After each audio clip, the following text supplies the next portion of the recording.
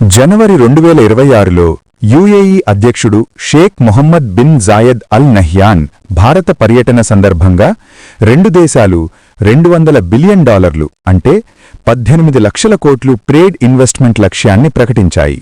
ఇది అప్పు కాదు, దీర్ఘకాలిక ఆర్థిక భాగస్వామ్యం. యుఏఈకి ప్రధాన సమస్య ఆహార భద్రత. ఎడారి దేశం కావడంతో తినే ఆహారంలో దాదాపు 90% దిగుమతులే.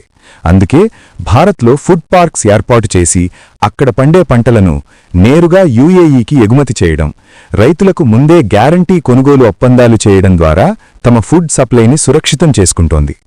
యుఏఈకి ఆయిల్ ఆదాయం భవిష్యత్తులో తగ్గుతుందని తెలుసు.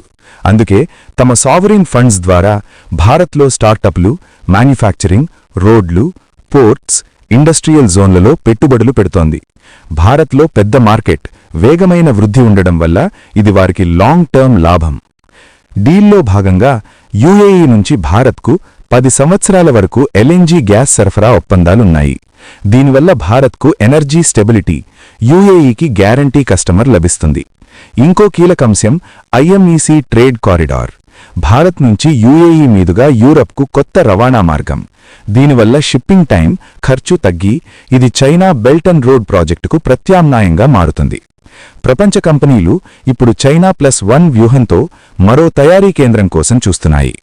భారత్కు కావాల్సిన పోర్ట్స్, లాజిస్టిక్స్, ఇండస్ట్రియల్ పార్క్స్ అభివృద్ధికి యుఏఈ పెట్టుబడులు కీలకం. మరొక పెద్ద మార్పు, భారత్ యుఏఈ ట్రేడ్లో కొంత భాగం రూపాయి, దిర్హంలో జరుగుతోంది. అంటే డాలర్ మీద ఆధారపడటం తగ్గుతోంది.